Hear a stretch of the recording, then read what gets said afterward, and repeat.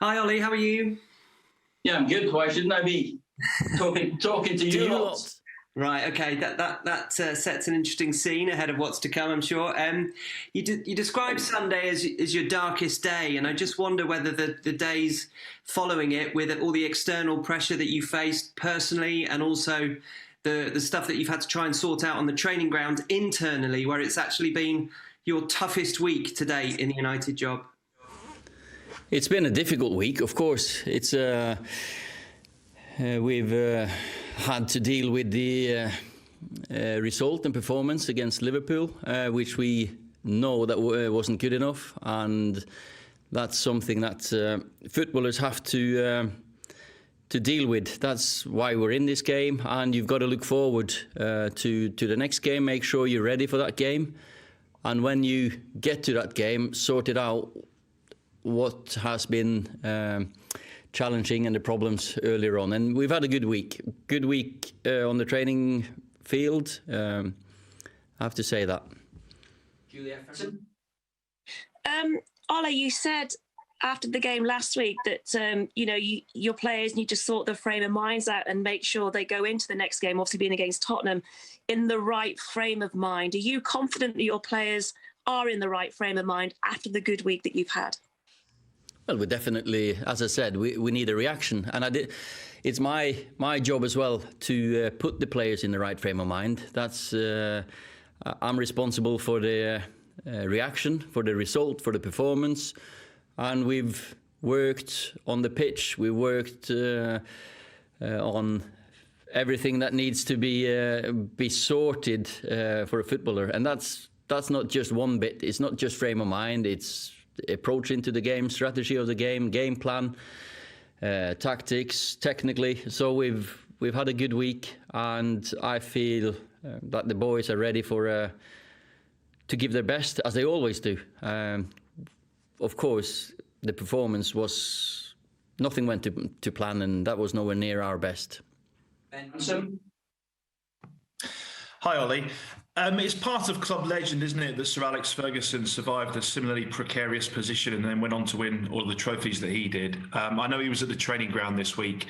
Did you get the chance to speak to him? And do you believe that you can survive a similarly precarious position and go on to be successful here? Yes, on both accounts, if that's short and sweet.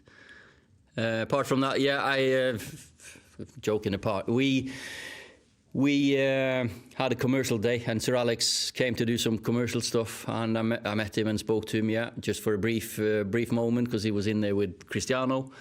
And I still I've been through some very bad moments here as a player, and when I've been a coach and a manager as well, I've had to deal with setbacks. There's probably been 2 or 3 crisis at least since I became the manager here, and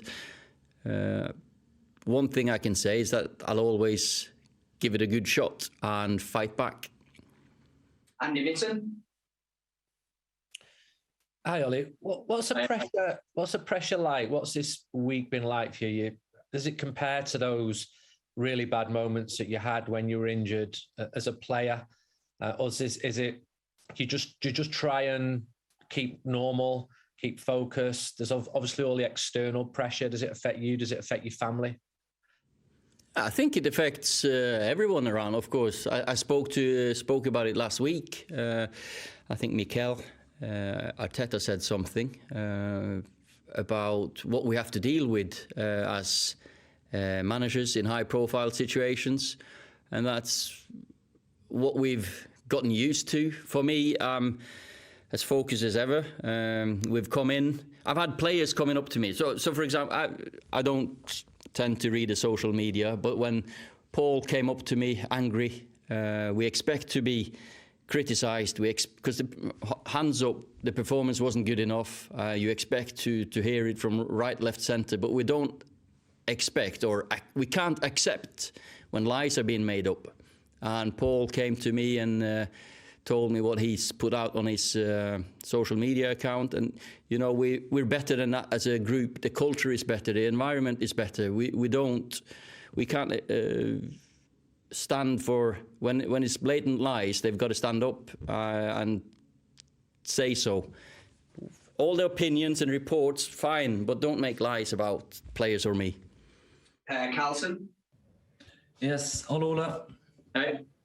Just want to follow up on that because the rumor mill always seemed to pick up pace whenever Man United are in difficult periods. And in this press this week, we've been able to read about a dressing room in disintegration almost. And we've also been able to read that you're clinging on to your job. How do you see all that's written in the press and also social media in the last week? And how much of it is actually true? You know, I think I've just answered that. And, you know, the players come in, the proper professionals, good players, good people, they come in, do their best. We have, as I said, the environment in and around the place here, we have loads of respect for each other.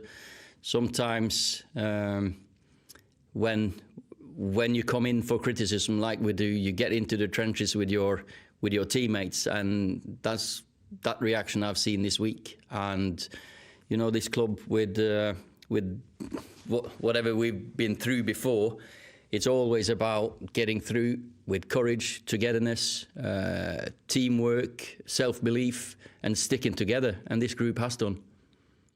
Michael Gray? Sorry, can't hear you, Michael. Yeah, you're on. Sorry, got it. There you go. Hi, mate. Ollie, has there been a few home truths, not just from yourself, but from the players? Yeah, you know, of course you have to hold our hands up, and that performance is not acceptable. And you got to look at why it wasn't acceptable and why it went as it did. I use the analogy that, you know, it felt like we were a boxer being punch drunk, gotten knocked down in the first 4 minutes or in the first round. You know, we had a chance, we conceded a goal, and we wanted to sort it out, and we went a bit too open and too frantic against a good team. You see Tyson Fury when he gets knocked down a couple of times. It's remarkable, and it's how calm and composed he is when he's on the floor, counts to 6, 7, 8, and he gets up and he's ready to go again. Maybe we got up too early and tried to sort it. So minds have to be better, but of course we've had to look at different things as well, and of course you have to be upfront and honest. The communication has to be direct. Bill Medlicott? Ollie, I was just wondering if we could get a team news check for the Spurs game. Is Varane and Martial, are they fit to be involved? Is there any other change from the squad last week? Of course, Paul is suspended, but apart from that, it's a fully fit squad, and which is a very strange position to be in, to have 25 outfield players and 5 keepers training 30 men this week. So all fit.